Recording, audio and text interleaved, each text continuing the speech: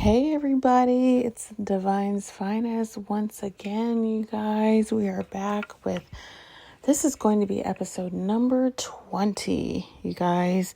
And today we're going to talk about when your body remembers what your standards forgot, okay? And before I get started real quick, you guys know the drill. Don't forget to like and subscribe. And also be sure to check out my amazing journals. I have a free 7-day secure self journal. All right, if you're ready to step into your secure era, all right. And also I have my 28-day decentering man journal. You guys, it's definitely going to transform your life. Put that man down in the barrel where he belongs, okay, and put yourself on the pedestal, all right.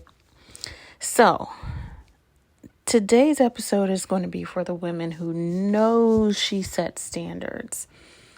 The one who promised herself she'd never go back. The one who told herself, I won't tolerate that ever again. And yet, dun dun dun, you found yourself right back into that dynamic with someone who was emotionally unavailable, someone who gave you just enough to keep you hoping, someone who triggered your old pain. You're confused. You're wondering, why did I go back on my standards? I know better than this. But here's the truth of it all. Your body remembered something your mind forgot to check in with. So let's talk about it. And also, guys, I almost forgot that I'm actually adding in a non-negotiables mini guide that's actually going to be in addition to the decentering men journal that I have out. So make sure you guys check that. Check it out. It's all right. It's going to be a great addition to set out, to figure out what your non-negotiables are when it comes to your love life. Okay.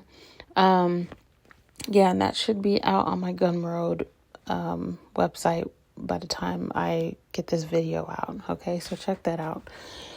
Anywho, so here's the thing, you guys. You can say all the right affirmations, for example. You can write your list, you can raise your standards, but I'm telling you, and I've said it millions of times, that if that nervous system of yours has not caught up, you'll still feel pulled towards what's familiar, not what's safe. Okay? When you've been conditioned for inconsistency, and it's not to say that it's your fault, okay? A lot of it comes from upbringing. But when you've equated anxiety with passion, when you've mistaken chase for chemistry, sound familiar?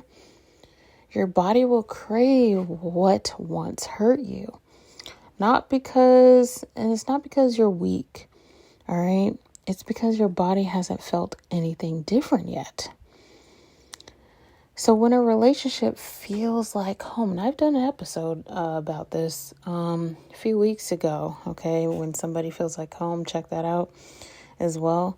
And home was chaotic, unpredictable, or emotionally distant, you'll attach even when your mind is screaming, run, right?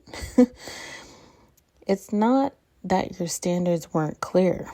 It's that your body still associates love with the need to earn it. It still responds to that hot and cold as normal. It still flinches when someone offers true consistency. So when a secure, kind person shows up, you might feel bored or uneasy when you're around them. Okay? That's not your intuition saying he's not the one. That's your nervous system detoxing chaos when that happens. And that's one thing I started to notice too, you guys, okay? Especially when I got tapped into my dream-specific person. There was a huge difference with how I felt about him, okay, as compared to other people I was connected with. You guys will know what I'm talking about the more you work on this, okay? So you may have told yourself, this time I won't ignore the red flags, but you stayed a little longer. You gave it one more chance, made one more excuse. Not because you didn't know any better, but because the healing hadn't dropped into the body yet. This is where most people get stuck. They mistake intellectual awareness for embodiment, but the body has its own timeline. So if you're beating yourself up for going back, pause right here and take a breath. You didn't fail.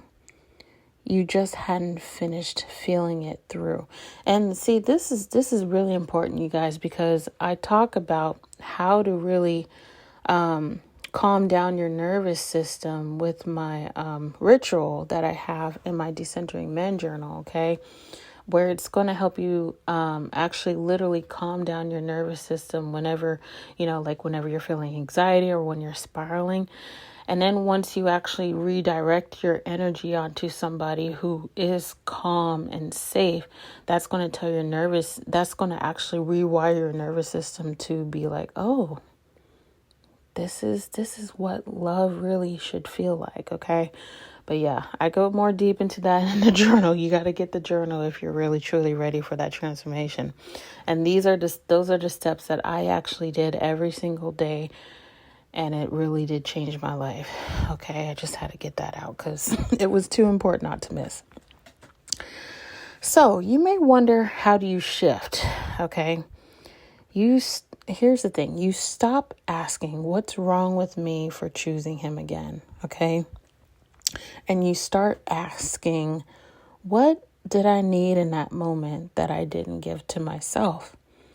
Maybe you needed reassurance. Maybe you needed touch, connection, or presence. Maybe you were tired of being strong. You begin to rewire by making your body feel safe in your presence first. You start tracking where the anxiety begins and soothe it before you reach for them.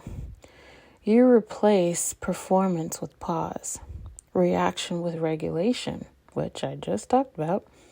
This is how you teach your body that peace is not punishment, that calm doesn't mean abandonment, that you no longer have to fight to feel it, for love to feel it, okay?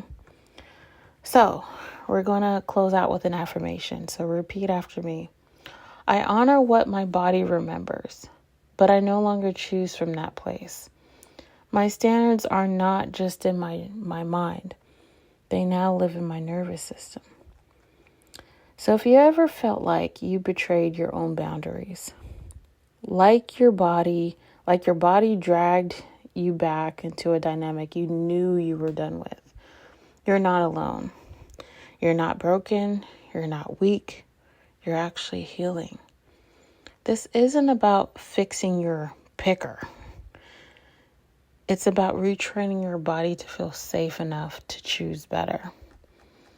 And that's why I created amazing tools that I just talked about. My 7-day secure self journal and my 28-day Decentering Men journal, which includes these exact prompts and rituals that help me shift out of the old pattern and back into my body. And things have been amazing ever since. Okay. They are linked in the description box below. But remember, healing isn't about being perfect. It's about staying present. You don't have to go back to who you were. And you don't have to explain your worth anymore. You get to choose love that feels like peace. And with that being said, I'm going to end it here. And don't forget to like, share, and subscribe, and check out my journals, you guys. And I'll speak to you in the next episode. Talk to you soon.